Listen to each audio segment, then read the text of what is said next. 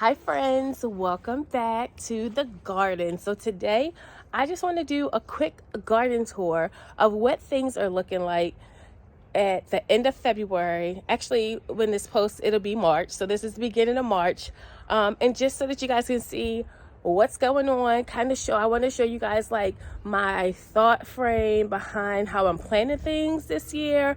And let's just get going. The other idea is to grow sunflowers around the whole entire garden, so it'll provide some shade, some privacy, and it's going to be so pretty. Like, y'all, I cannot wait to see what this garden gonna look like in like July and August. Like, y'all just subscribe so you can follow along and hopefully grow along with me. All right, so this is a wide shot of the garden.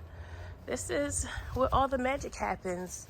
My lovely husband put up this little fence around the garden because Bambi and her friends be trying to come and enjoy my food, as well as Peter Rabbit and all them other people. So yeah, this is how we come into the garden. As you can see, like, there's stuff that's growing. We put down this fabric cloth, even though it's not really doing anything. So here we go. The plan is that when the landscapers come, they're going to put gravel down, I think. We did mulch last year. We actually changed where the raised beds were, but we did mulch last year. But this year, my husband wants to do gravel. So this is the newest raised bed. This is a 4x4. What I plan on doing over here, I haven't really decided if this is going to be flowers or if this will be like a cooler weather bed. Nevertheless, this is the newest area and I'm excited about it. My hope is that every year I can expand a little bit on my garden.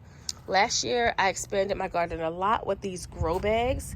Last year, I grew potatoes in these bags. This year, I'm going to do 2 Romas here. I'm going to use those for paste. And these 2 larger grow bags, and I'm going to get an additional 4 more, is where I'm going to grow all of my potatoes and sweet potatoes in. So these will not actually be in this bed, but you guys can see like stuff trying to pop through the fabric. Actually, it has over there. Look at that. Yeah, I have a lot of annuals that come back. It's actually from the previous owners of our house. Like, we've been in our house, this is year 5, and you know, this stuff is still growing and I'm very grateful. It's just not in the right place, so maybe I can dig it up and put it somewhere else. I really don't know. But yes, so this will be, my potatoes were here last year and I grew the vines up this little makeshift trellis and kind of you know, waved it back in. But yes, this area here also was, you can see it right here. This is where my blackberries were. Now, I did not expect my blackberries to do as well as they did, and they took over this area completely, and it was really difficult to kind of like maneuver around it. So my husband was like, oh, well, let's move the blackberry over here. And I was like, cool, that's a nice, you know, spot out in the cut. However, y'all, I think we might have killed it. I think she is gone. Like, gone. I don't know. We're gonna see. I'm gonna let it do what it do. I'm gonna leave it here, and if nothing happens this year, then I will just dig all this up and just start over. You live and you learn, and I am grateful for the lessons that I'm learning in my garden. So this is one of the places where I grew strawberries. Oh, look, I could probably get those strawberry seeds. Y'all see that? I might do that. But this is one of the hanging planters where I grew strawberries. And then you can see there's a couple more going down this fence. Look at my little oasis. Breathe, relax. I love butterflies, even though I hate caterpillars. But you know, you got to go through that little ugly phase to get to the beautiful butterfly. That's a lesson for another day. Anyway, here are also more grow bags. So what'll probably happen is I have 10 grow bags, and I'm gonna line them up. Sorry, I'm gonna line them up like coming all the way down here. And I'm gonna grow like some cabbages and different things that like cooler weather. I'm gonna grow them in these bags because I can move these bags. You know, like I can pick them up and put them in a shady area if it's gonna be like scorching hot, or like once my tomatoes start coming in, I can, you know, use the shade from the tomatoes to kind of protect them a little bit more. And this here is one of the main raised beds. Started some carrots, lettuce, and spinach. But like I've said, these things will eventually be dug out once the landscapers come to fill my beds. You can see how low the soil is. Like here, over here is better. You can see like it's probably over a foot of soil difference between the soil level and the top of the bed. So once they come to fill the bed, then I definitely will transplant those things either into the grow bags or in the dollar stackables that I have. This is a fern that my husband got for like our front, and I don't know, he has the idea of trying to see if it'll come back. It was a beautiful fern when it was warm outside, so it's just been hanging out here in the beds. You can see all of the leaves. I had some young ladies looking to earn some money at the end of the fall when the leaves were around, and they kind of bought all of the leaves and put them in my raised beds for me. This is the other raised bed. I have a plan of where I want to plant things.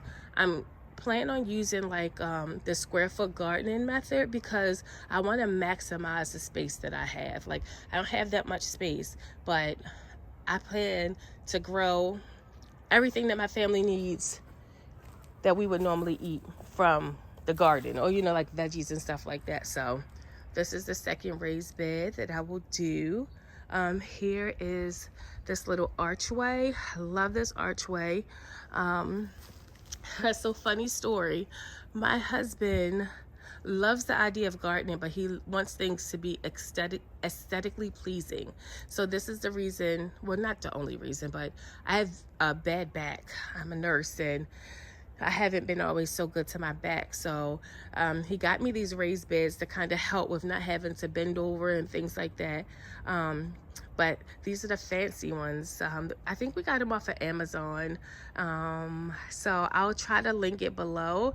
But this little archway, y'all, I had these little ugly things that I had got from like Home Depot, and he's just like, that's not staying in the garden. So when I put ugly stuff in here, he go find something that's more aesthetically pleasing, and I win. So this is the archway where I usually grow melons and cucumbers up. So my plan is over here, I'll do like melons, and I'm probably going to try and when the landscapers come, move this so that I could possibly grow something down here that will be shaded by the growth of the cucumbers. So yes, so my cucumbers and melons, and all that stuff will grow up the archway. All right, over here, more grow bags. In these pots, I had strawberries growing in here, and I think this was like green beans.